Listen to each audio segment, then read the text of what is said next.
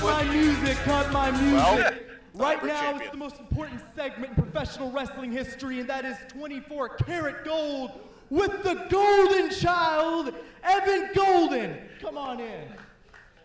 Today's segment is very important. Your hybrid champion is here today with one of the most important tag teams in the history of SOM. Please welcome the Extraordinary Gentlemen's Club to the show. Come on in, gentlemen. Thank you.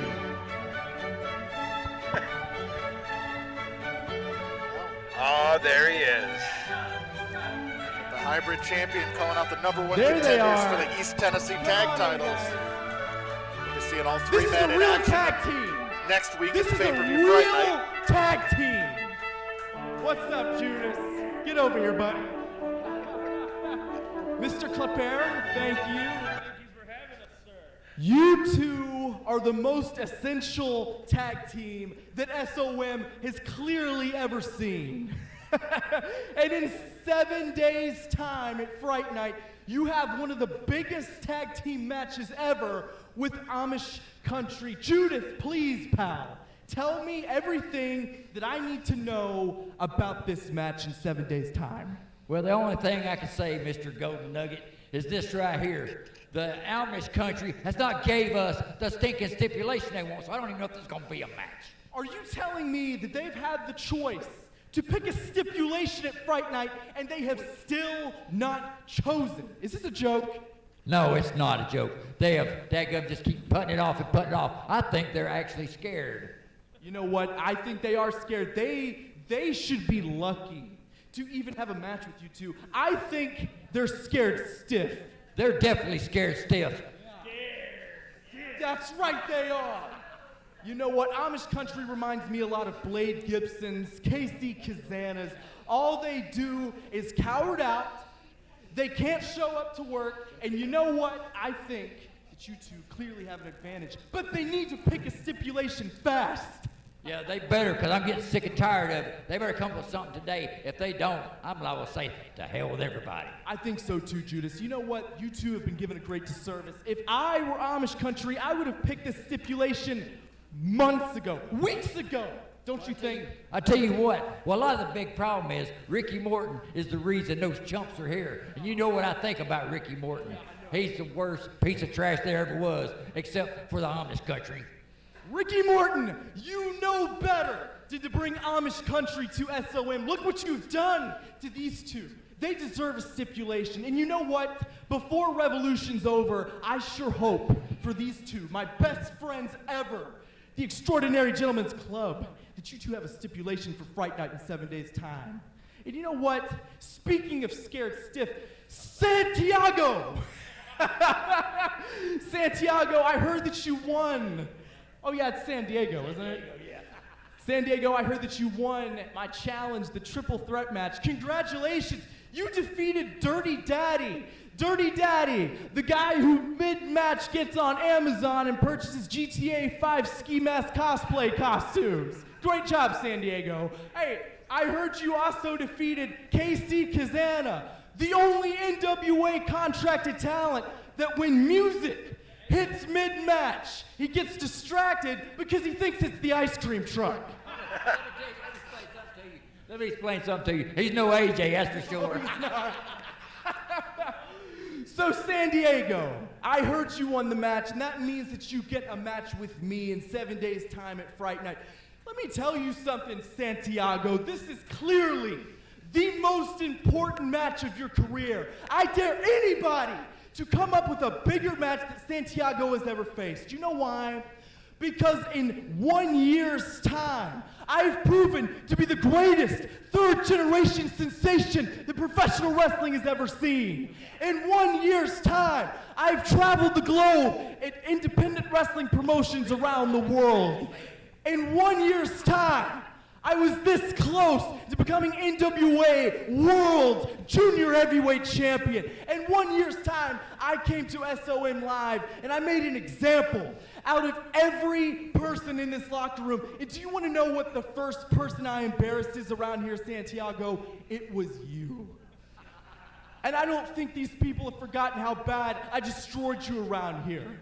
So Santiago, I want you to know one day you're gonna be telling your grandkids about this match that you had with me in 7 days. And you wanna know what you're gonna be telling them? That you just couldn't do it. You just couldn't become hybrid champion. And I'm so sorry, Santiago. I'm so sorry it's gonna be like that. That you will never be hybrid champion. Isn't that right? That's exactly right. So that concludes this episode of 24 Karat Gold. Thank you all for tuning in. Pat, Malik, we'll take it back to you. You know, Evan Golden, not right about a lot of things a lot of the time, Malik, but he's absolutely right that 7 days from tonight at Fright Night on Fight Plus, it's the biggest match in Santiago's career as he challenges for the hybrid title. And he's right. You know, as soon as Santiago came to SOM, I mean, it's always been the golden nugget. Yep. Prevailing. That's absolutely right. Of course, the Extraordinary Gentlemen's Club, 7 days away. They don't know the stipulation yet for their tag team title match against Amish Country. We've got the East Tennessee title on the line. That's and tonight, we're going to find out the #1 contender for James Anthony's SOM heavyweight title. And Judas let us know what he thought about Ricky Morton, didn't he? He sure did. That's nothing new. That's been going on for years and years and years. And, Yeah. He's just getting more frustrated as we go. Yep, and absolutely, you know, we're talking about the title matches coming up in 7 days at Fright Night. We can't forget that not only is Draco defending the East Tennessee title against Hunter Wolf, it's in a coffin match. Do we even have a casket this big for Hunter? I don't know. We may have to, you know, cut the feet out to make room for him. We saw Draco play some mind games with him a couple weeks ago on Uprising when he rolled out in the casket, you know, with all the smoke and the mask and everything. It'll be interesting to see what happens when those two finally get their hands on each other. But hey, speaking of masks, There he's dirty daddy. there is somebody another person that Evan Gold didn't exactly have kind words for in 24 Karat Gold. He did not, did he? I mean, those were very entertaining as the golden hour or minute or whatever you want to call it always is here at SOM. Yeah, absolutely. And Dirty Daddy's been on a roll over the last month or so, picking up wins over Michael Gabriel, Casey Kazana, Sir Richard Dulé. He did come up just short last week on Uprising in that three-way match that Santiago won to earn that title shot against Evan Golden. Well, he's definitely nobody new to SOM. He's been here. He's had a couple of tour duties here at SOM over the years. And this young man here is on his first tour duty here at SOM. And hey, you know, talk about being on a roll. This is the #1 contender for the SOM hybrid title. He will be facing Evan Golden in just 7 days live on Fight. Santiago, you know, add him to the list of guys that have picked up wins over Michael Gabriel lately, who's not been on a great roll. But he's also got a pin over Evan Golden in the Agoji series, 4 weeks ago. That's right. And what an opening here for tonight. You know, this could be a main event anywhere. Absolutely. Really. Absolutely. Dirty Daddy, Santiago. And I did hear backstage right before we started, they might be adding a third participant to the match. Looks like third? There it is. There it is. You can see the ring announcer Scott was looking to the entrance. Well, We're adding. this is no newcomer here also, but he's also not a seasoned veteran here at SOM either, so he's still kind of trying to, you know, find his place here at SOM. That's right. Yeah, Maverick Price, we saw, you know, he came back, 2 weeks ago on Revolution, his first appearance in a while. Lost to Hunter Wolf, lost to Casey Kazana in the Agoji, lost to Blade Gibson. The following opening contest is a triple threat match. Introducing first, he is Big Money Maverick Price. Crowd letting Maverick Price know what they think of him. Yeah, they love him. He is don't they? the Aztec Jaguar Warrior, Santiago. And their opponent, he is the ever-elusive Masked Crusader, Dirty Daddy. Now the unmasked Crusader. Well, out of all the three guys here, Dirty Daddy has more experience than the other two competitors here. Does indeed. Getting into it with the referee here early. And there is the bell. We're underway in our opening contest, a three-way. Of course, we mentioned Santiago and Dirty Daddy were in that three-way last week on Uprising. And now here they are again. This could be kind of a gotcha match for Santiago. 7 days away from the title shot. A loss to one of these two would go a long way toward elevating either of them. And you got to play it smart in a three-way dance like this because, you know, at any time somebody can just come in and take the win. That's right. That's right. Okay, we got a three-way test of strength here. This all seems to be relatively even here early. Dirty Daddy looks like he might be getting a little bit of an advantage here. And goes right in. Oh, double. Oh, I thought we were getting double wrist locks, but Price fights his way out with a clothesline. And sometimes it has for strange bedfellows also too in a match like this, but they're usually not long-lasting. Never lasts long, no. Oh, my gosh. Shot right to the face. Right in the Santiago. forehead. Cazadora up, looking for the Bulldog. Perhaps no arm drag. Nice lucha move there from Santiago. Double barrel right in the face again. And then he kips right to his feet. The Aztec Jaguar Prince here. Santiago on a roll. Enziguri taking down Dirty Daddy. Turns his back on Maverick Price, though. That's a mistake. Big mistake. Oh, brainbuster from Price almost. I think it was a suplex, but he landed high. And you have to keep your head on a swivel, too, because everybody is at all different directions. That's right. Santiago just found that out the hard way. That's right. And Santiago really, like we said, cannot overlook either Maverick Price or Dirty Daddy. He can't just be thinking about Evan Golden tonight, because that's how you get beat. That's right. And I'll tell you what, Maverick's trying to wrap this thing up. I mean, this is already his second pin attempt here, and he's wrapping it up and everything. He's really trying to get it done. But like you said, the last time he was he was in here with the Giant. So not too many men can do much better than he did while he was in the. Big time power slam from Big Money. Hooks both legs. A really effective pin, but Santiago still able to power out. The lower body strength of Santiago should not be underrated. No, his striking abilities are phenomenal. His striking abilities, his high flying abilities, that all comes from great leg strength. So even though that was a great pin by Price, stacking him up with both legs, Santiago still, cannonball in the corner there by Big Money Mav. Possibly going for a sharpshooter here. Rolls through. And you have to wonder, where's the third man? I mean, he's been regrouping the whole time. Dirty Daddy's taking a beating. He's catching his breath on the floor, but if he's not careful, Santiago may tap out. Dirty Daddy lose the match and not even be in the ring. And that's, you live by the sword and die by the sword. I mean, sometimes you're right, you could be taking a breather and somebody could just take it right then. Santiago trying to pull himself to the ropes. Maverick keeps pulling him back to the center of the ring. Santiago finally able to grab the bottom rope. Now, here's the thing. Dirty Daddy is a former hybrid champion. That's right. You know, so, that's right. I mean, if anybody he's the first hybrid champion, that's correct also. So he's got a lot of reasonings why he thinks he should be the owner of the title here at SOM. Maverick, very nice acrobatic move there from Santiago, but he turns right around. Backbreaker. And he's staying with it. Look at that. Just stretching him across the knee. Doing his best Bane impression here. Trying to break the bat here. Again, both legs. You know, for all of Maverick Price's flaws, which there aren't many in his game. No, there aren't. Strategy is certainly not one of them. Again, he knew with Santiago's leg strength, stack him on top of himself, make him engage his core, not just his legs. Santiago ducks under, goes for a crossbody again. He might have heard you here because he's definitely going to have to resort to some power moves here. And that's going to be the way to beat him. Looking for there it is, that swinging stunner. And there we go. Talking about not being focused, so you can't turn your back on anybody. Exactly. But once again, Dirty Daddy swooping in for the kill here. Big frog splash, hooks the leg. 1, 2.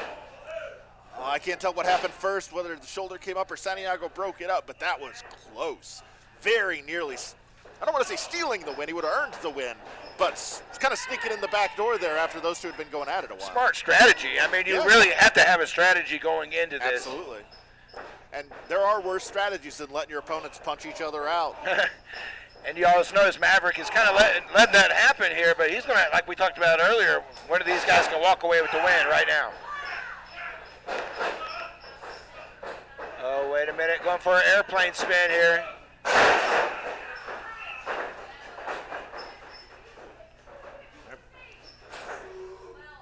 Good round. Ow! nasty. Big gut wrench suplex. That was nasty and violent. And we can see Dirty Daddy here. He fell out of the ring.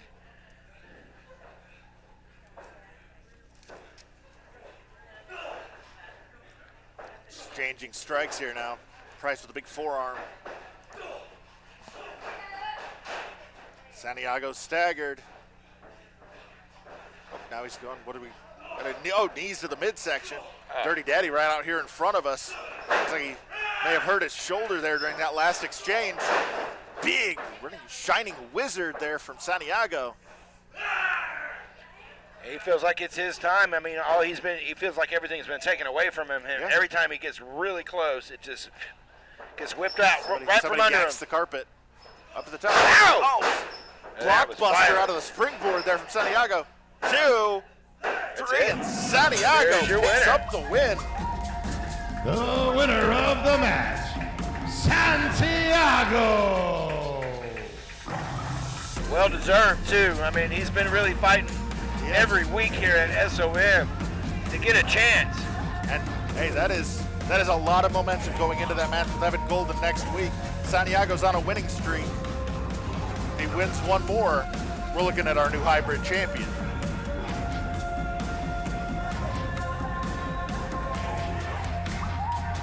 All right, well, we're one match in. We've already seen the hybrid champion bring out the tag team champions to talk, or the tag team number one contenders to talk right. about the tag team champions, and we just saw the number one contender to the hybrid title win. I mean, we are 7 days away from Fright Night. All the yes. chess pieces are moving around the table tonight. They are, and you're right. It's coming upon us really quick. I can't believe it's already right here. Oh boy.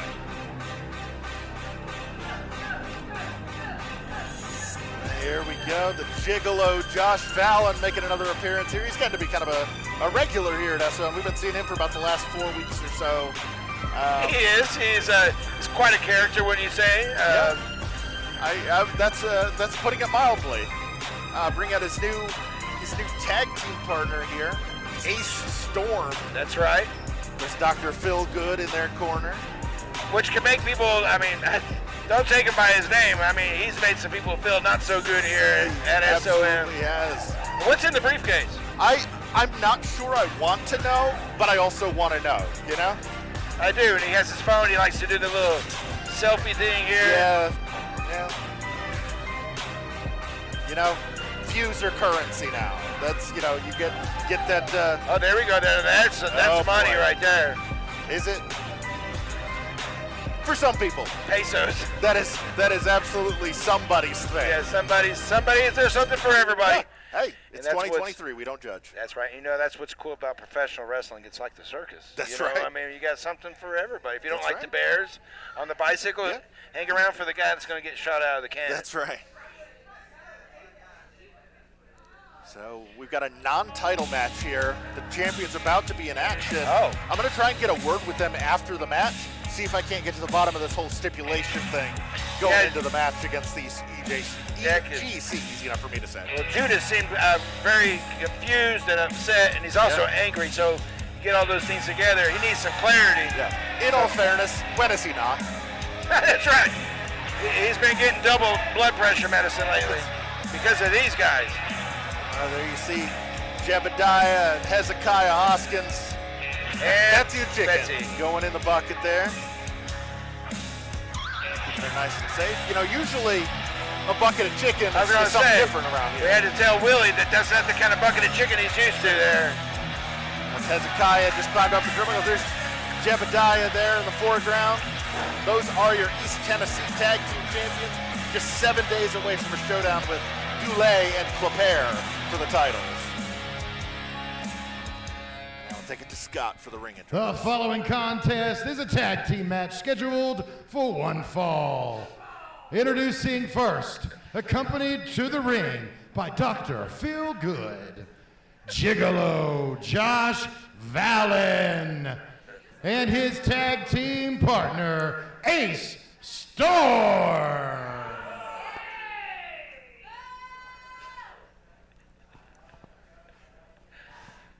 How do you suppose Storm and Fallon met? I don't know, but he said gigolo. He's a gigolo. And their opponents, Yes. they are the reigning East Tennessee Tag Team Champions, Jebediah and Hezekiah Hoskins, Amish Country. Well, you know, we poke a little fun at Josh Fallon. I was talking to him before the show started tonight. Did you know he's 28 years old? He's a 17-year pro. Really? He got his start at Boogie's camp at age 11. Wow. 17 years a pro at age 28. He reminds me of Buddy Rose a Yes. lot, you know, and he has that kind of just that way about him, you know. Yeah. You know, he's not going to blow you away in the ring like Buddy Rose might have. And he said he's really feeling good today. He said he weighed today, and he weighs 196 pounds. Oh, He's wow. very excited about that. Hey, I haven't seen 196 in a decade. I don't know if he has either. I don't know if He may need to move the towel bar it next might time. be double that. It Yeah. might be broken. Hezekiah getting the crowd behind Amish Country by chanting for Betsy. Betsy has her own Facebook page, and Yeah. anybody out there wants to check that out, definitely go check that out. Yeah. Betsy might be the most popular person on the SOM roster. And that's crazy, because it's true. Speaking of the circus. Yes. Dr. Feelgood, is he counting his money at ringside? I cannot tell what- Maybe that's what was in the briefcase. I don't know. Maybe. I mean, I don't know what... I don't know what he's counting. You know, Yeah. when you're called Dr. Feelgood, I don't know what Hey. you got in your. I mean, you know, Motley Crue wrote a song about him. Or at Yeah, they least he- did. And you can hear took it at the any name. strip club in the United States. That's right. He's the one that makes you feel all right. That's right. And it's clearly working for Josh Fallon. And it's, the empire is expanding, bringing in Ace Storm now. He's got himself a tag team, not just a singles worker. Jeb and Hez getting the...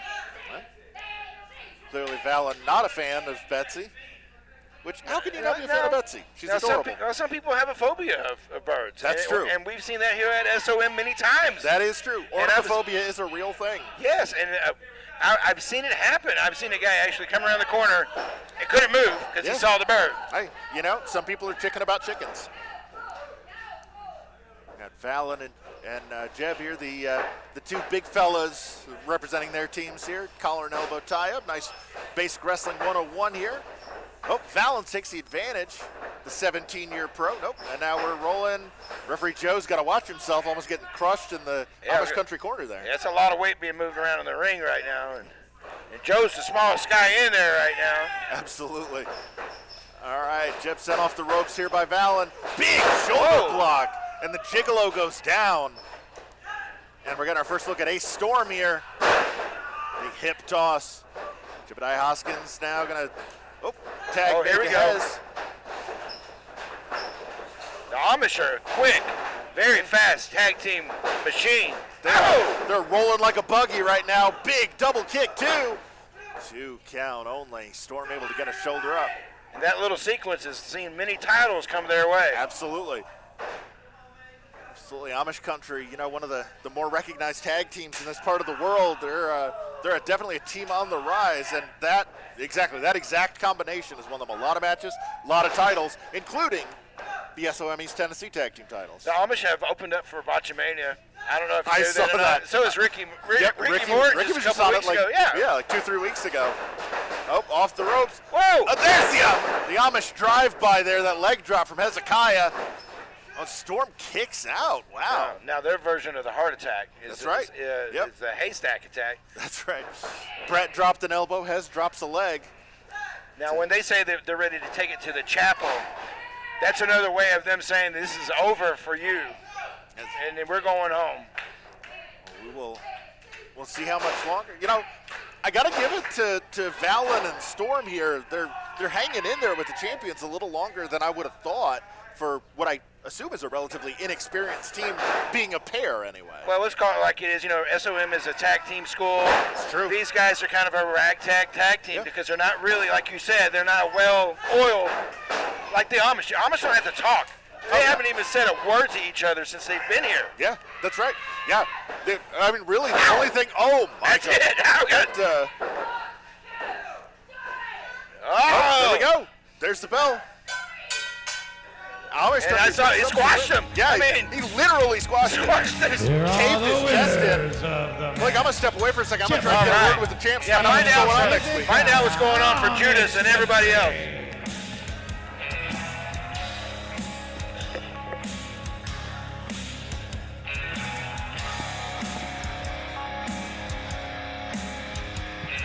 I have to get a word here real quick. We heard on 24 Karat Gold to start the show, EGC, Judas, they are still waiting to hear what the stipulation is going to be for the tag team title match coming up next week at Fright Night. Jeb, can you shed any light on that? Do you guys want to know what the stipulation is for Fright Night next week? Nah, you gotta do better than that. I said, do you want to know what the stipulation is next week for Fright Night, baby? Absolutely, yeah. I mean, they're frothing at the mouth, Jeff. Well, guess what we're gonna do, Pat Dooley? We know all the dirty tactics of the extraordinary gentleman and that little punk, Judas. Guess what, Dad? Guess what, Daddy? You know what we're gonna do to Judas? We're gonna lock his grimy hind end in a shark cage! What? And throw away the key, baby! So we'll see you on Friday night! Tell him, Hezekiah! And you can take that to the chapel! Well, there you hear it. Amish country against the Extraordinary Gentlemen's Club with Judas locked in a shark cage at ringside. That's going to be next week on pay-per-view at Fright Night. You're not going to want to miss that. Well, let's get back to the ring.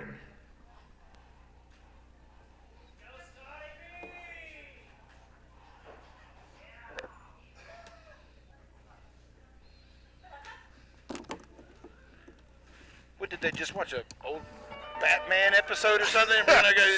Judas is going to have to get some shark repellent and bring it here to the SOM absolutely. studio. I mean, you know, hopefully Judas has been watching his Jim Cornette tapes, and hopefully he's got RoboCop waiting for him back there, like whatever, Capital Combat in 1990. Wow, that was interesting, wasn't it? That was kind of surreal. You got well, you know, that's actually happened here before. They've had the Shark Tank here at the SOM studio, and Judas has been put in that thing. Oh, and here comes Mama Hannah, who is there you go. displaying a different energy than we're used to seeing from her. She ran up and gave me a hug when we cut that promo a couple weeks ago. Yeah, she's not wearing her bloody attire. She's not. No, she's got definitely brighter colors. I mean, she's still got the black motif going on, but we got the bright red, which is usually, you know, like you said, just blood. She's glowing. Yeah. Is she in love? She might be. She might be. I'm afraid to ask, but yeah, Hannah looks like she might be turning over a new leaf here in SOM. Well, we've heard this sound here before at SOM. It's been a while. It's been a month or so since we've seen Sam Street, but here she comes.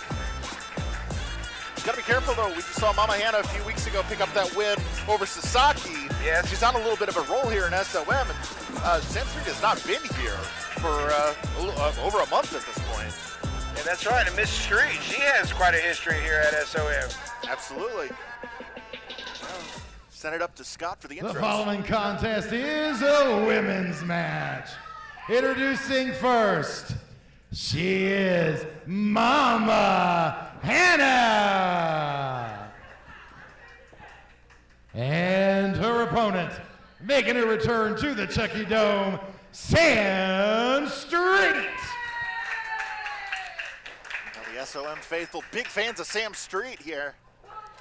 Maybe not quite sure what to make of Mama Hannah, because this is, like I said, this is a kind of change, right? Yeah. There's the bell, and we're underway. Our third match. So far, we've seen Santiago pick up that win in that three-way. We just saw Amish Country beat the unorthodox duo of Storm and Valen. Wow, what a crazy ending there, too. I mean, that move is devastating. Yeah, absolutely. I think, I mean, I feel like even Joe was surprised that he counted to three on that one with, but I mean, you know, you got a guy the size of Jebediah coming down on your ribs with his whole weight. Well, I've had guys tell me that it really knocks the wind out of you. I mean, they don't know where they're at when that happens. You want to tag out. That's all they want to do is tag out. Anybody that's ever had their wind driven out of them knows. Horrible feeling. That last breath that you pull in is very important, isn't it? That's right. Yeah. Absolutely. We talk so much about conditioning. You can have the best conditioning in the world. If there's no breath in your lungs, what good are you? That's right. And look here now, Mama Hannah is starting to, kind of go back a little bit to what we're used to a little bit. Oh, and Sam with another slap to the face. And Ow! Hannah's not going to stand for that for long. Ow! Oh, nice cross body for Mama Hannah. She hit her low, which just, there's no. A lot of times when you hit a high cross body, there's a long way down, right? Oh, that's very compact. Exactly. She goes right into the midsection, right into the ribs. It's a quick fall on that kind of cross body. And Mama Hannah knows that. Oh, Mama might be going for a sit-down splash, like a bonsai drop, right on the midsection. Going up in the high rent district up there. Up in the Knoxville real estate there. Putting on a clinic here for the women's division. Oh, Sam dodges the charge in the corner. She went for that avalanche splash. Oh, kick to the midsection now from Sam. Sam Street firing up, getting some momentum. A big running kick to the midsection. Snapmares Mama Hannah over. Oh, that shotgun drop kick right in the small of the back. 1, 2. Hannah able to kick out. But she's still kind of keeping her cool. She really hasn't lost it yet. And, well, I feel like you might be jinxing poor Sam here every time you say something like that. I'm afraid so. And, she's quite an athlete herself she is. here. Absolutely. Like I said, it's been a while. Scott mentioned it during the intro. She's making her. Oh, my God. That was power. That is she just deadlifted her up into that power slam. Oh, and the pin with the face. And another win for Mama Hannah. Mama Hannah. That makes 2 in a row for Mama Hannah. Again, 3 weeks ago on Uprising, beating Sasaki. Now picking up the win over Sam. The music don't go with it, does it? No, but at least not the Mama we know. Man, Mama Hannah. Either way, she's victorious. Another big win. Sam Street getting some attention in the ring as she tries to recover. That was short and vicious. Yeah, she is. She's getting carried out of here. That did end kind of violently. Yeah, I mean, Mama Hannah has shown, she's shown us who she is. Even with the, seemingly new attitude she came out here with, this is still the same Mama Hannah once the bell's Just out. with a smile. That's right. Which honestly makes her a little scarier. It does, doesn't it?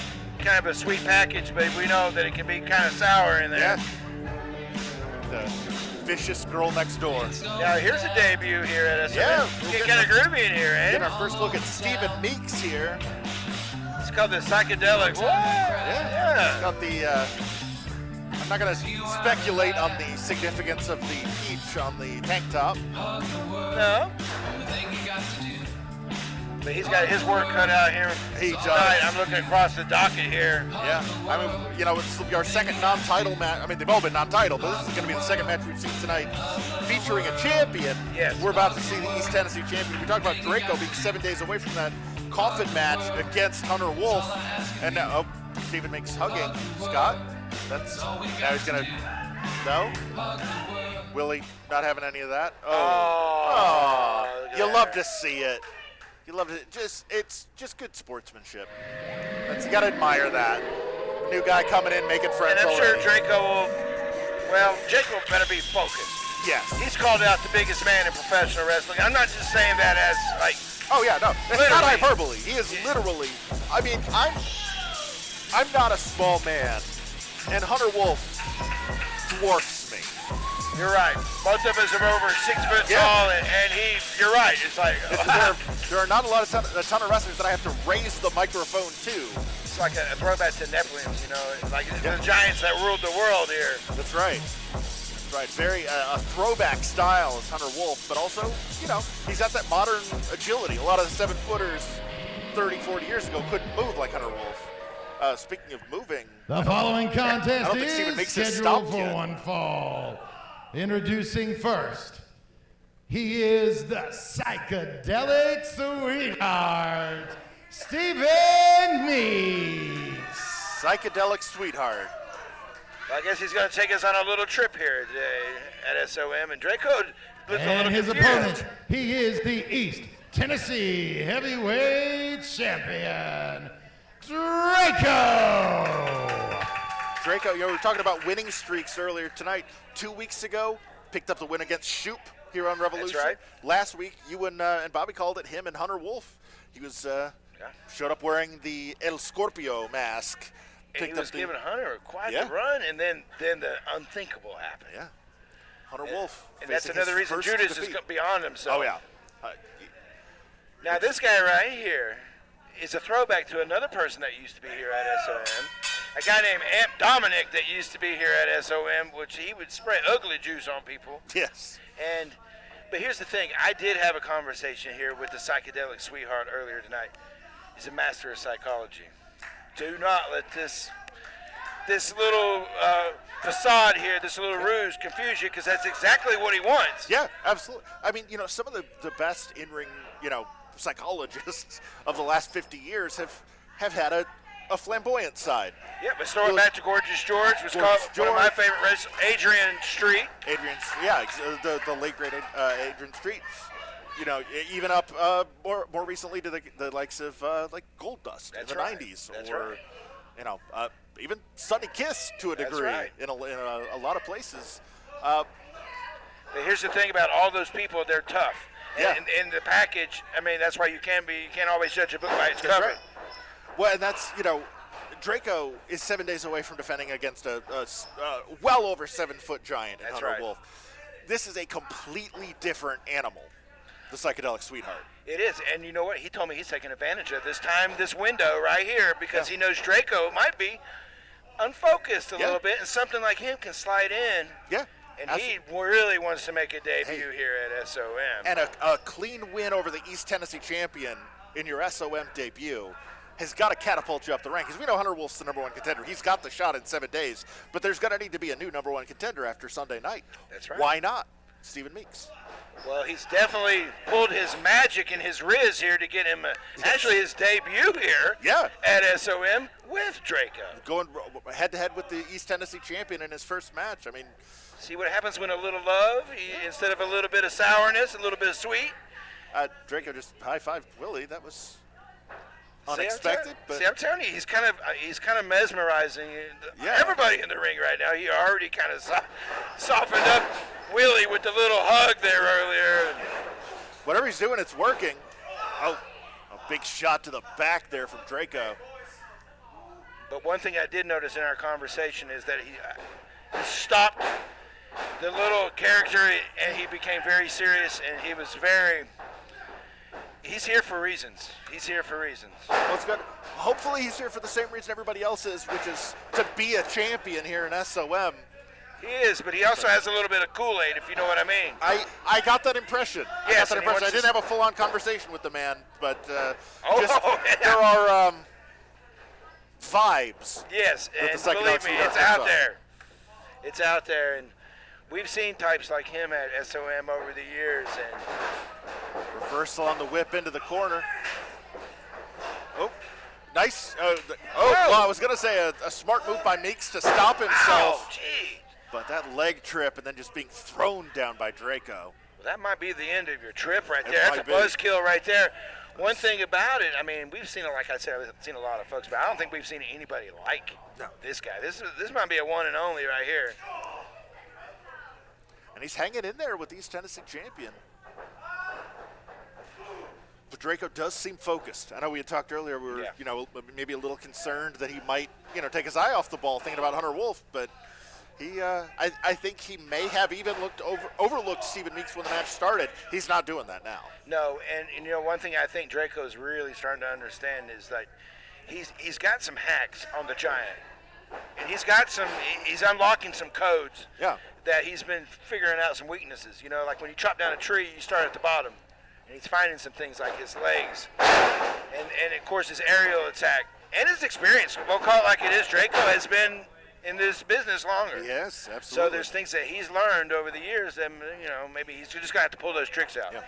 And having Ricky Morton as his mentor, You don't think Ricky's ever gone against some guys bigger than him? Oh, I've seen it a time or two. Everybody in Bill doesn't. Watts' territory. Yeah, Everybody that's right. in UW. That's right. That was the for land Bill of the Watts. Giants for a guy like Ricky. Yes, and he held his own. He more than held his own.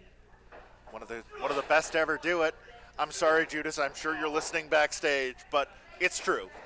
Ricky's He'll one of the agree best with ever that, but he doesn't like Ricky Morton, the person. Yeah. that's the problem.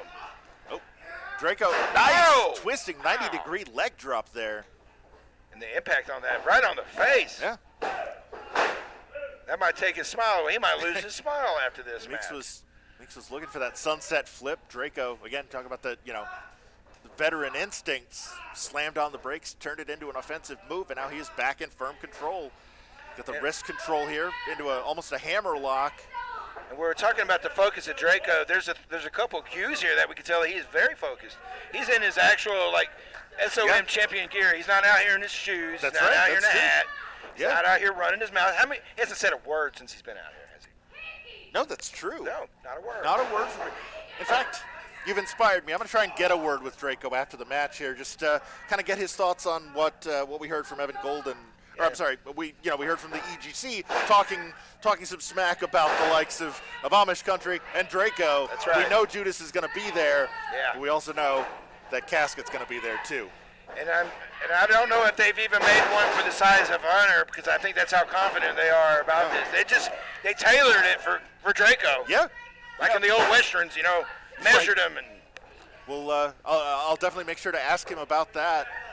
Ask him what kind of training, too. That's if he's in any sort of condition to talk after the match. I mean, he's definitely He Stephen might Meeks not is, get an interview out of him. Yeah, that's right. Stephen Meeks is giving him both barrels here. Oh, driven spine first into the corner. Crowd loving this. They are firmly behind the East Tennessee champion. And Draco has a lineage of luchadors in his family. He has an uncle that was a luchador back in the 60s and 70s. Ooh, back elbow from Meeks. Psychedelic Sweetheart creating some distance, which you have to do. Some off. Oh, big flying forearm. Shades of the legendary Tito Santana That's right. there. I'm not going to say what, Jesse Ventura called it the flying burrito. Yes, That's he what did. called it all the time. Yes, he did. But that was very impactful right there. And we don't really know what the Psychedelic Sweetheart has got. We haven't seen anything from him. I haven't seen any film on him. I haven't either. But here we are, and man, he's holding his own. Absolutely. This is, we talk, that's the East Tennessee champion. We said it multiple times throughout the match, but what really can't be overstated, he's not just in there with an SOM wrestler. He's in there with an SOM champion, more than holding his own. Draco up and over the top, blocks the punch. And I can guarantee you, there's a sellout in the back right now. Everybody is watching this right now. Yes. Yep. They went from the small monitor in the locker room. I'm sure they're right behind the curtain right now watching it on the big production screen. I've seen a couple guys that said they're just going to look through the curtain. They're not even watching. They want to see the thing. Yeah. Draco looked like he might have been preparing for an O'Connor roll there, but Meeks got out of the way. Dodges that avalanche splash in the corner. See, now we're starting to see that little kind of like Charles Manson kind of viciousness, like came with a smile, but there's something up. I did kind of get that Charlie vibe from him when I met him. Definitely the a first Charlie. time. There's some, Robert De Niro and Cape Fear. Oh yeah. Even getting a little, Northern Lights suplex into the bridge too. This might be it. Oh, 2 count only. Draco. Like Waylon Mercy, right? Just like Waylon Mercy. The first live show I ever saw, Waylon Mercy was in the opener. But that affected you too. It stuck with you. You're still thinking about it today. It was also my last live show for several years. That was a scary, scary man. I mean, he was Dan Spivey then, but Now we almost saw Draco lose. Almost. That was right. That was almost a clean victory. Oh, that was a beautiful bridge too. Just right on the side of the head. And it looks like Meeks might be out. He's got that weird Frankenstein hands, kind of sticking up. Yeah, I think what do they call it? Fencing? Yes. When you start to lose motor control. Up to the top. Oh, and for the somersault senton. Draco kind of Tomiko. Yeah, he kind of telegraphed that one, and he also we talked about him not talking. He screamed it to everybody in the Chucky Dome. Came back to bite him. Against a lesser opponent, that might not have mattered. But Stephen Meeks showing he is not a lesser opponent. And he obviously has ring awareness. I mean, for him to just slide out where he needed to be at the right time. You know, you see a lot of guys when they make that roll to get out of the way of a move like that. A lot of times you'll see him roll toward the center of the ring, and the guy hitting the move will still catch part of it. That's right. But Meeks knew roll toward the corner. We talked about not having seen tape on Meeks. Meeks has seen the tape on Draco. Oh, he yes. knows how much airtime Draco gets on that Senton Atomico. He knows he's going to overshoot him if he rolls toward the corner. And if he gets that cartel cutter, he knows it's over. Yes. Speak of the devil and he shall appear. That might be it. 2, 3, and Draco is our winner. Talk about manifestation, right? That's right. That's right. It's like the secret. Heavyweight I'm going to go try and grab a word with the champ here. Draco. It is a secret, that's right.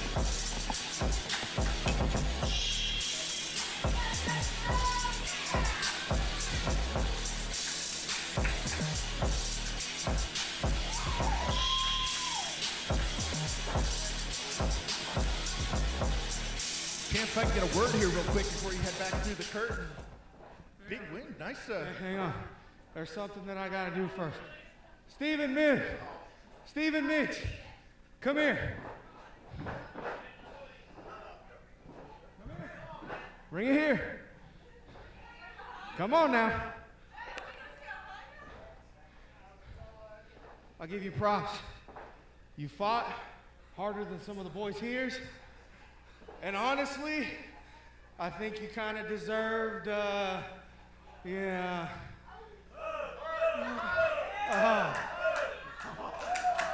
You'll love to see it. You'll love to see it. Hug it out. Stephen Meeks, congratulations. Great first showing here in the School of Morton, but don't press your luck. Champ, a big win tonight. You know, there might have been some concern that you might have been looking past Stephen Meeks a little bit. Obviously, that was turned away pretty quick when we saw what he could do. But in just 7 days, you've got a completely different challenge ahead of you. Hunter Wolf in a coffin match. Aside from all of the other questions about that kind of a match, and just any match with Hunter Wolf, can Hunter Wolf fit in that casket? Well, I'll tell you what. You know my roots, don't you? You're new around here. I've done my studies. You've done your studies. So you knew good and well that originally came from old good old Juarez, Mexico, the most dangerous city in the world.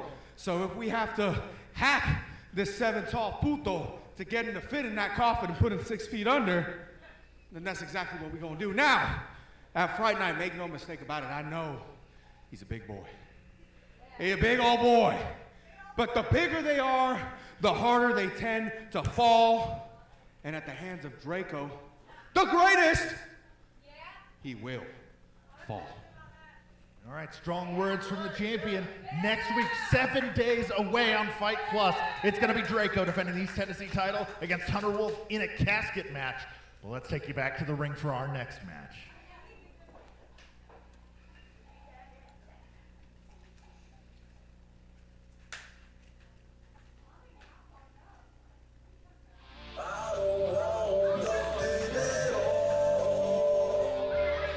Well, you got some answers. So that was a good interview there with Draco. He really answered a lot of questions, actually. Absolutely, he did. And, you know, I got to say, I've always respected Draco. He's a great wrestler. He's a good dude. Showing that kind of sportsmanship with Stephen Meeks. But it's also that charisma that he has, too. Also that. Yeah.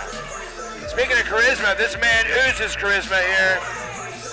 Mr. Victor Andrews. They don't call him Mr. Everything for nothing. And he's been through a lot of things, too. He's a man that doesn't really play games like we talked about before. And he's also got his eye on the Agochi series, too. He does. He does. We did get some breaking news. We may not have RT3 back for Wednesday.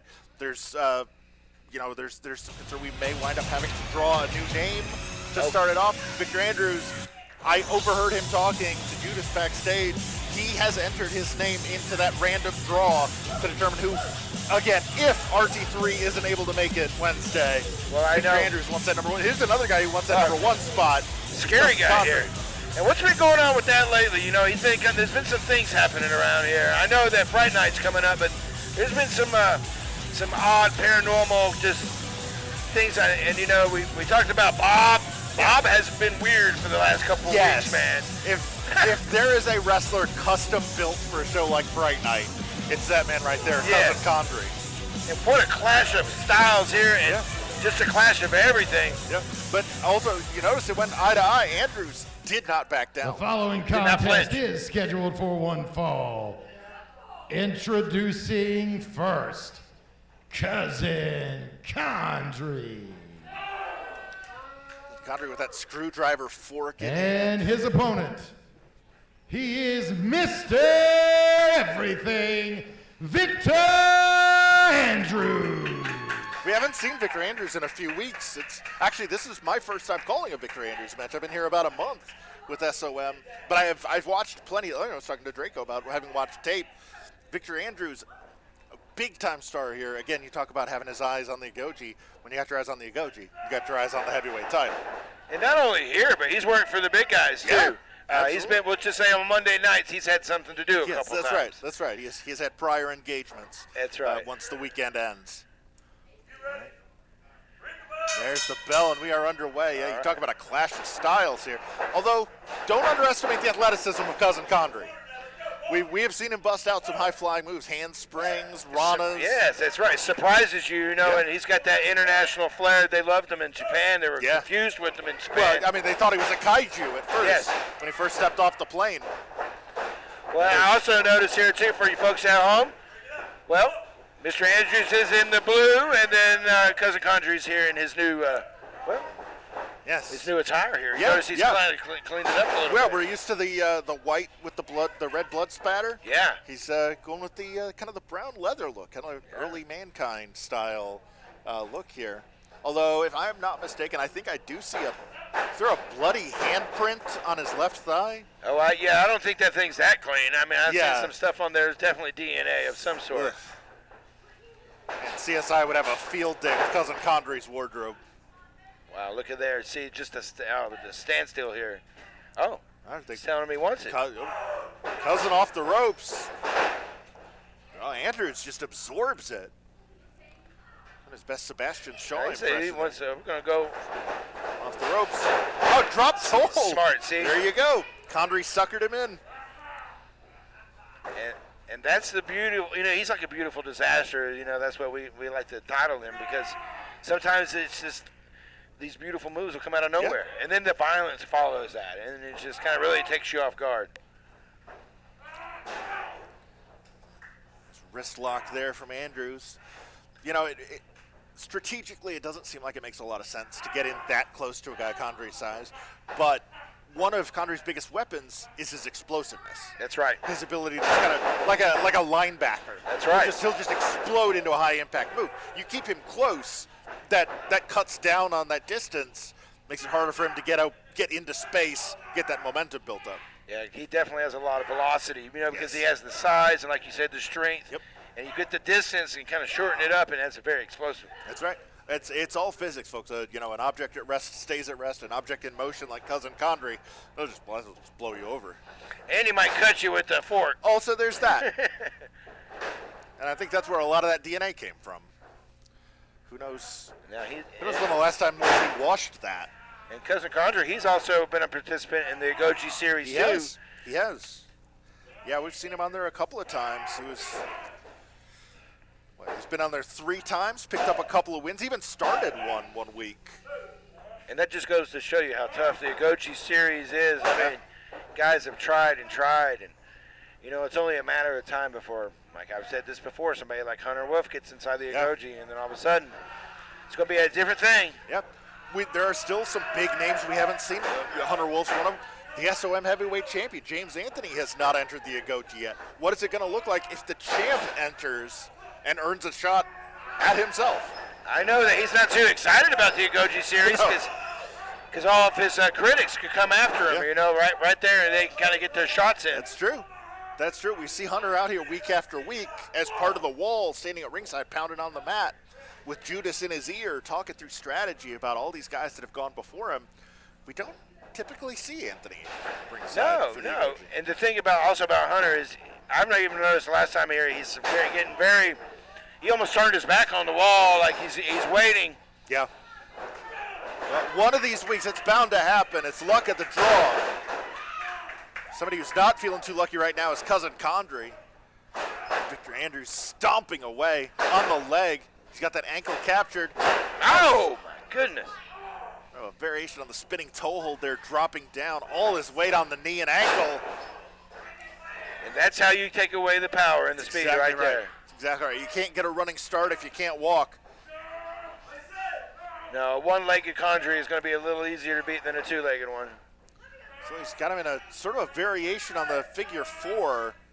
It's almost like playing tetherball with Cousin Conre's legs there, just wrapping it around itself. And he's looking for that rope. We can see it through the mask. He's trying. He knows where he's at. There, he's grabbing for it. Cousin's got the long arms, but also, the mask, huge intimidation factor. It does cut down on your peripheral a little bit. It does. It's got its pros and cons for sure. I mean, as an opponent, going against you, you can't tell what kind of motion's going on. And I think he may have been in that hold a little longer than he might have without the mask, just because he couldn't. You saw him reaching for it, but he couldn't find it the first couple of times. And reversal on the whip. Oh, Andrews thought he was trying for a knee, but Conre sidestepped it. Oh, drop kick to the thigh. And he's staying with the leg, right? He's staying with the will. Yep. A lot of guys, when they throw that drop kick, they'll go for the knee or they'll go for the shin. He's been working over that thigh. He's just knotting it up, trying to Charlie horse the leg. So Conre can't walk. Can't walk, so he can't fly. He can't run. Yeah, he's not going to hit that handspring. He's not going to hit that somersault neck breaker that we've seen him do a few times. Oh, just kicking the wheels out. Right from under him. Mr. Everything came in with a strategy, and he is seeing it through here. Well, like we said, it's been a minute since he's been here at SOM, but he also has not, he's also kept his eye on the product, too, so he definitely, I had a conversation with him, and he's caught up. Oh, yeah. He hasn't missed a beat here. I know Victor's got himself a Fight Plus subscription. He's watching every Sunday and Wednesday. Oh, yeah, that's right. He was asking about, he's introducing himself to some new guys back here today, and they were like oh. that was my first meeting with him today. Yes, that's right. But hey, if you are on that Fight Plus free trial right now, it's a 7-day free trial. You got access to all the episodes we've been doing for the last month or so here on Fight. It's only, what is it, $7.99 a month or $70 for the year? And you get this kind of action every Sunday, every Wednesday, plus special events like Fright Night coming up next week. And that's going to be a crazy time. This place is always packed to the hanging from the rafters whenever we do it, and something always crazy goes down. Now we got Shark Tank here? We're gonna next week, a shark cage. Fright Night, we're going to have a shark cage. That's right. We're going to have a casket. We're going to have, presumably we're going to have a fork-wielding maniac in Cousin Conre. Doesn't have a match yet, but he's not going to miss something like Fright Night. Huge cross-body from Andrews. Every night's Fright Night when Cousin Conre's here. And maybe Bob will make it to Fright Night. Maybe, I hope so. I think he's trying to find his way, wiggle out of it. Yeah, well, maybe he heard Cousin was going to be here tonight and he decided, discretion the better part of valor, and decided to stay home tonight. Well, somebody told me I had to go in the basement. Oh, well. And I told him he shouldn't have told him that, because now he's like really messed up. Somebody's got to go down there and pull the cage up, right? Yep. So, probably won't be Bob. No, it's not going to be Bob. Big trading punches here are Andrews and Cousin. Oh, Andrews he getting said the better no more of that. That's right. Now bringing elbows down.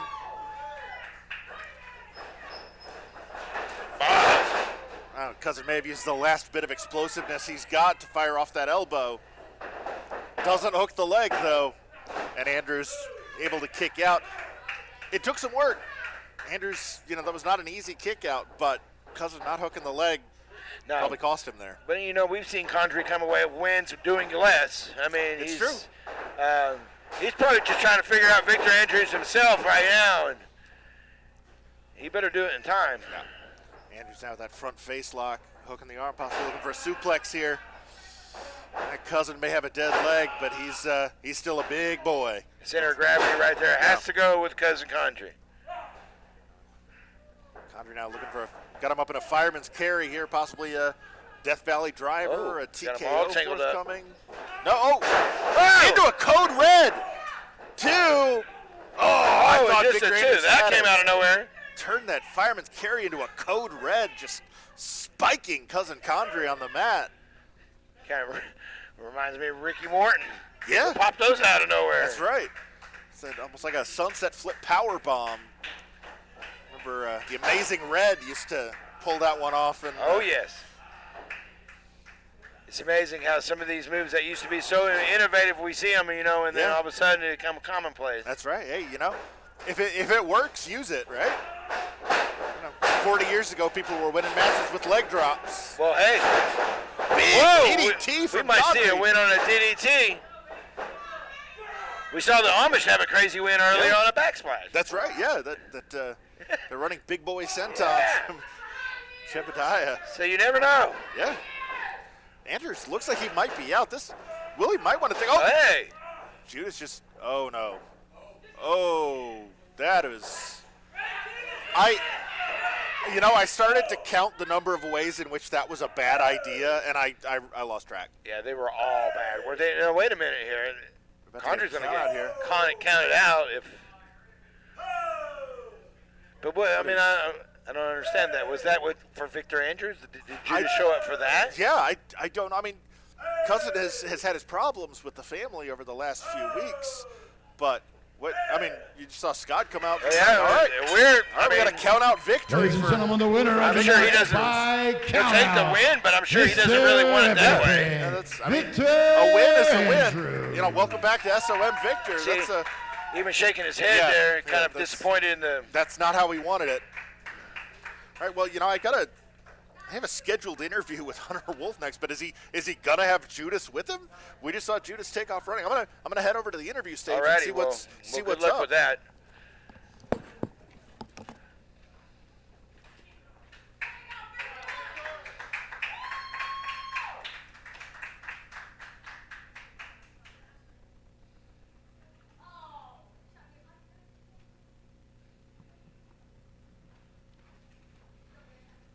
All right, well, I'm not sure if he's going to have Judas with him, but my guest at this time is the #1 contender for the East Tennessee title, the alpha male, Hunter Wolf.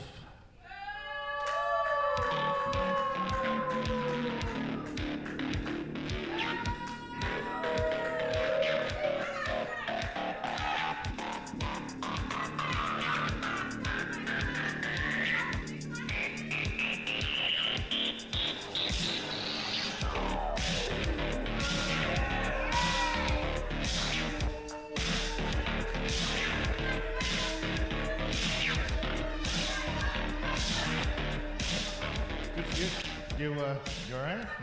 You need a minute? I don't know. I think I'm going to stroke out. But anyway, no. Nah, in fact, we got some business to take care of. I ain't worried about him. I got this big guy. I got just about the skin of my teeth. But anyway, let's get to the point. The point is, next week, Draco, that moron Draco, shut your mouth. I ain't got time for this. Talking. This Sit back there, little girl. bumble-headed fool named Draco has come up with this casket match idea. Hunter, last I recollect, he's never won a casket match in his stinking life. How stupid can a man be? Why would you choose a match you've never won? Why would you go up against an opponent that's never lost that match? Judas, this is real confusing to me because here's the thing. On Friday night, no matter what the outcome is, Draco is fighting an actual monster. And you can come dress up as any wannabe Power Ranger you want. It ain't gonna change the fact that I'm walking out of there East Tennessee heavyweight champion. All right, strong words from Hunter Wolf, just 7 days away from that match with Draco. Judas, you asked for it earlier. Now you know the stipulation for the East Tennessee Tag Team title match with the other two members of the family, the EGC, against Amish Country with you in a shark cage. Well, as a wise man once told me, have respect for the wannabes, because they'll never be the East Tennessee Tag Team Champions after next week with that bumble-headed idea. So you're not concerned about the fact that, as Jebediah put it, you're going to lock you up, throw away the key. Let me explain something to you. For all you people that's been around SOM for a long time, Ricky Morton handcuffed me to him. Guess what? I can always escape. As you notice, I wear a top hat. There might be a reason for that. All right, well, Seems that nothing can shake the confidence of Judas and Hunter Wolf 7 days away from Fright Night, two of the biggest matches. Wait, hold on. We got one more thing. What is it? Every stinking week at that dadgum SOM Agoji, this man has been left out. We've been out here every stinking week, and ain't nobody had the guts to call him out. Oh, shut your mouth over there. No one likes me. I will be undefeated. I will beat everyone in there and make everyone an example. Well, we're going to have the Agoji series each and every Wednesday here on... Stupid Pat. Why am I standing out here wasting my time? I don't know, my understanding is it's luck of the draw, right? When he has to waste his time, that wastes a lot of my money, and I don't like it, and he don't like it when he has me settle some money because of that. Well, Hunter Wolf has got the match next week for the East Tennessee title against Draco, and clearly has his sights set on the Agoji series, which you can find each and every Wednesday, 5:05 Eastern, right here on Fight Plus. We're going to take it back to the ring for our next match.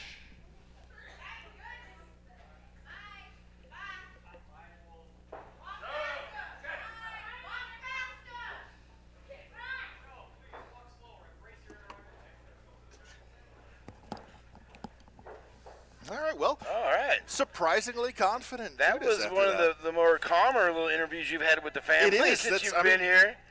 I always fear for my life when Hunter Wolf is around, because how do you not? And But you that was should the be- first time that there were no like overt threats toward my physical well-being. I could get used to that. Oh, Actually, yeah. a pretty good night as far as that goes. There we got Blake Gibson. Blake Gibson. Last week on Uprising. I'm sorry, 2 weeks ago. The SOM heavyweight champion, James Anthony, Yeah, gave Blake Gibson a title shot on a silver platter. he did. He told him, "It's yours, kid. Fright Night's coming up. You're the guy. You and me, one-on-one." Gibson didn't want it. He wanted this #1 contenders match against Nathan Cross that Instead, we thought we yeah. were going to see last week, That's right. but we're getting it tonight. The sportsmanship from Blake Gibson, is that going to come back to bite him? If he loses to Nathan Cross, that's it. No title shot. Yeah, so he kind of might have shot himself in the foot on that one. He may have. He may have. Of course, we saw Blade, it was 2 weeks ago on Revolution, went to a time limit draw with the champion. Again, if he's not #1 contender, he's #2 coming out of this match. We haven't seen Nathan Cross for a couple weeks. It was the last time we did. The two of them were teaming up against James Anthony and Evan Golden. Yep. And those two won. And these guys have been friends. They have been friends, but it's been kind of sour. The following contest is your It usually main is when titles are event. involved. Yeah. It is the #1 contenders match for the SOM Heavyweight Championship.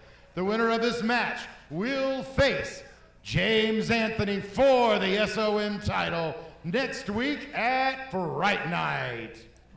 Introducing first, from Mountain City, Tennessee, Blade Gibson. And his opponent, from Florence, South Carolina, Nathan Cross.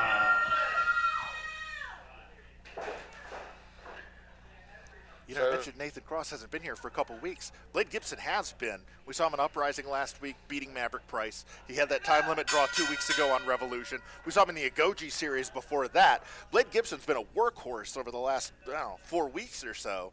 Nathan Cross coming into this pretty fresh. And not only that, but he's also been, a part of the Agoji series here.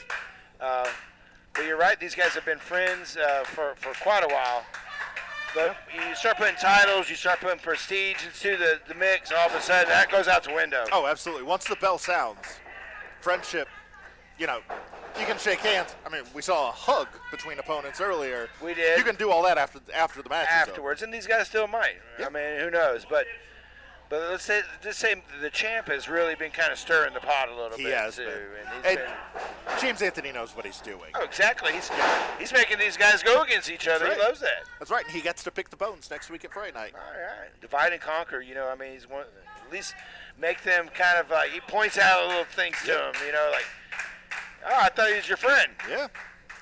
You know, they say the devil doesn't need an advocate, but James Anthony has certainly applied for the job. He likes to point things out to guys. Yes.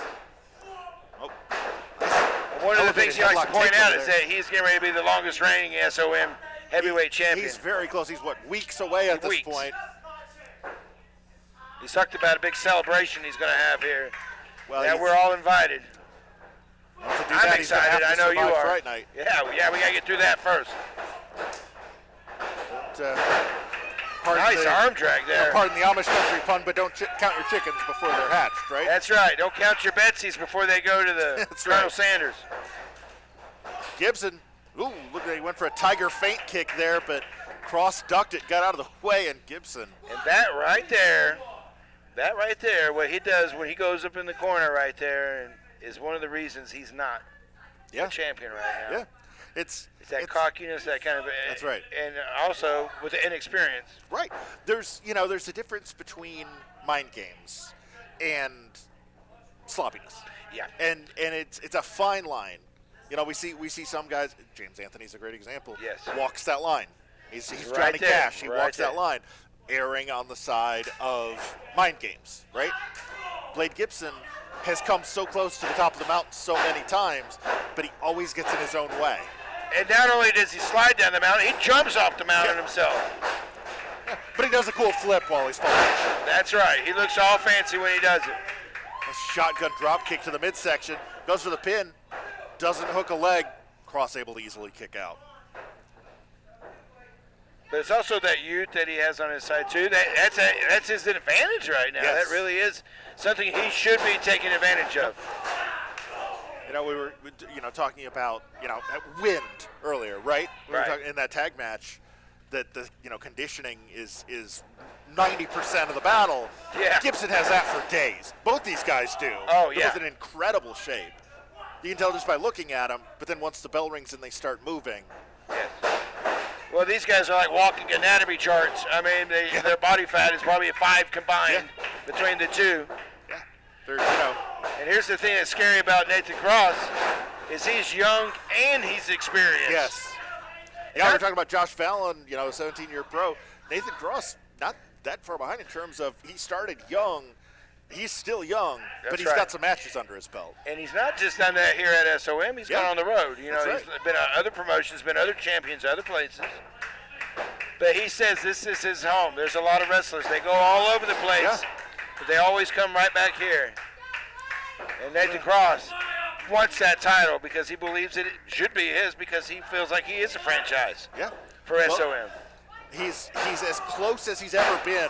All he needs to do is win this match tonight against Blade Gibson, and that title match next week at Fright Night is his. Of course, that's going to be only one of 4 championship matches next week at Fright Night, right? Oh, it's all stacked up. And if I know the champ like I know the champ, he's got a plan too. Oh, absolutely.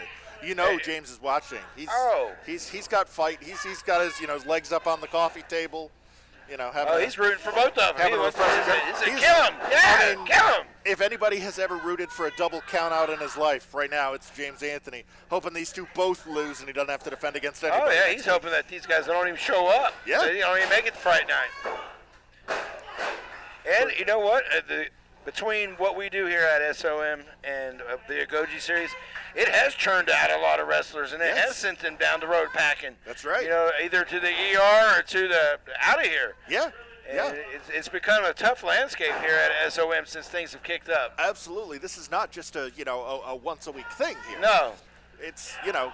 some of these guys are working 5 matches in a week. That's if right. they make it to if they're here on Revolution That's or right. or on Uprising every other Sunday or on Wednesday for the Agoji series, There's always something going on at the Chucky Dome. Yeah, that's right, absolutely. Of course, you can catch it all on Fight TV.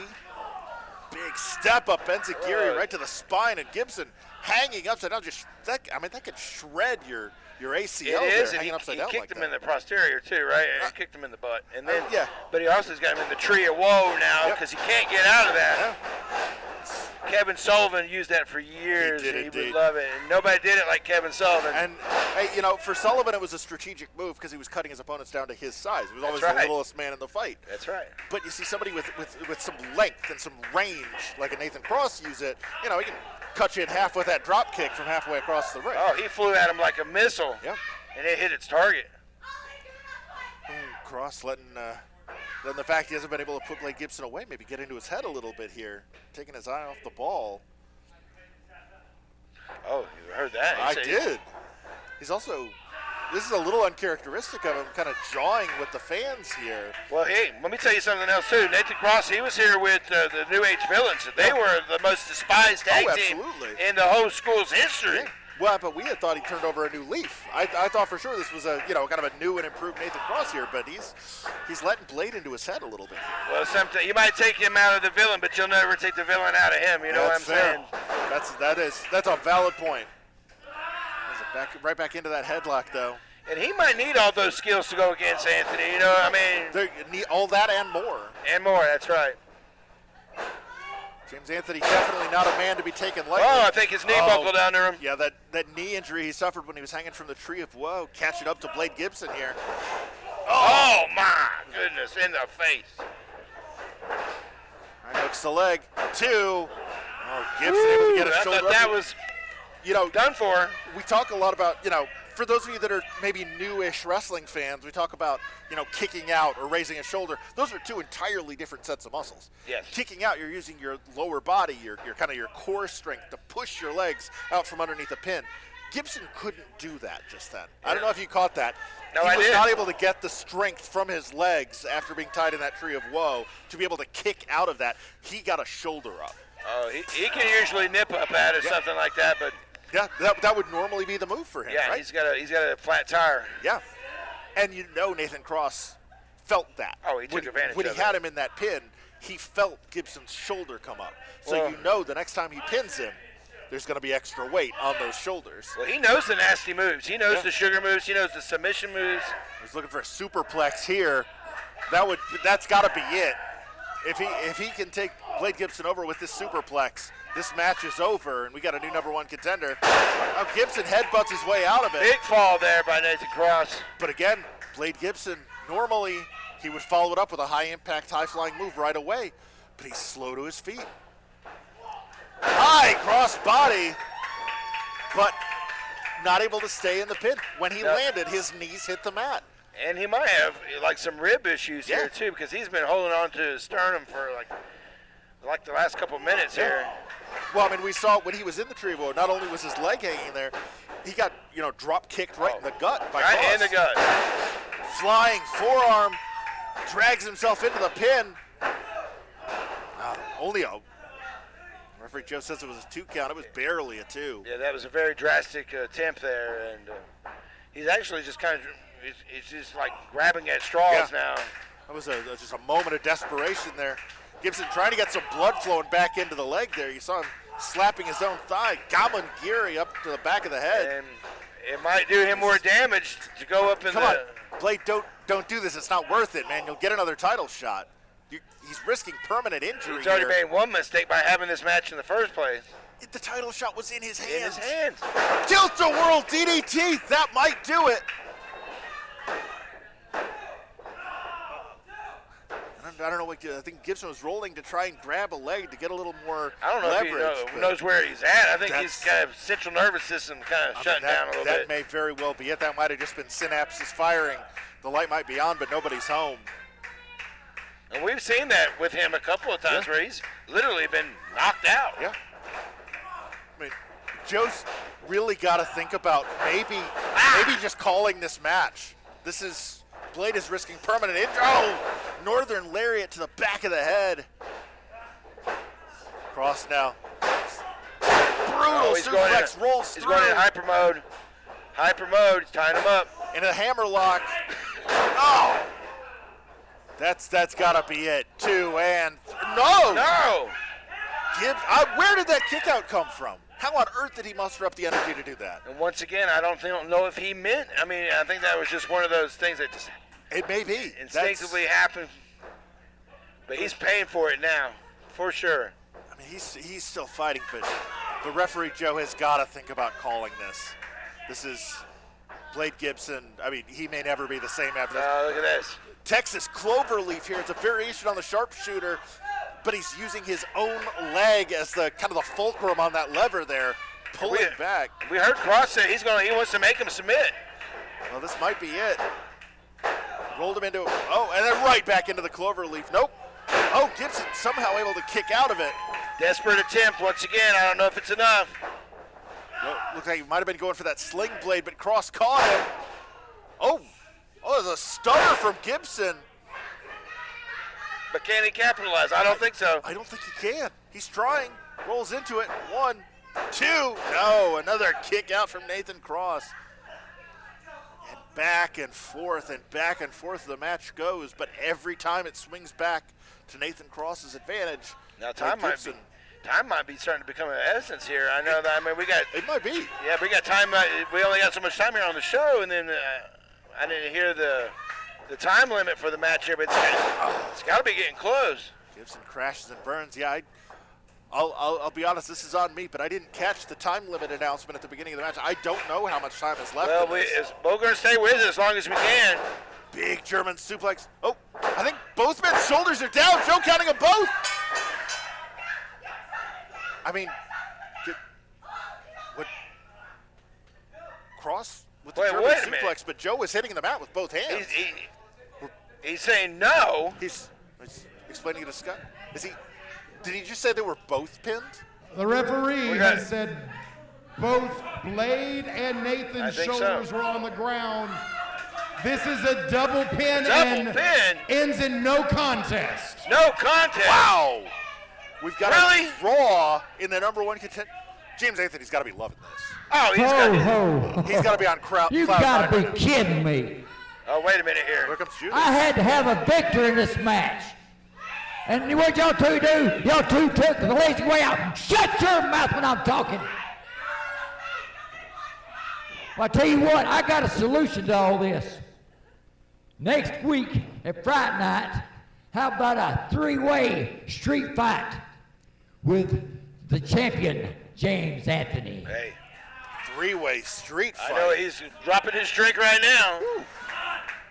Whatever. Hey! Not anymore. Judas! Turn around. Judy. Boss. I don't know if you can hear me. I don't know if you got an earpiece in, but. And that's an order. It don't happen. Now, that's not Ricky Morton tell you. It's the real owner of SOM. It will happen next week. Oh, my God.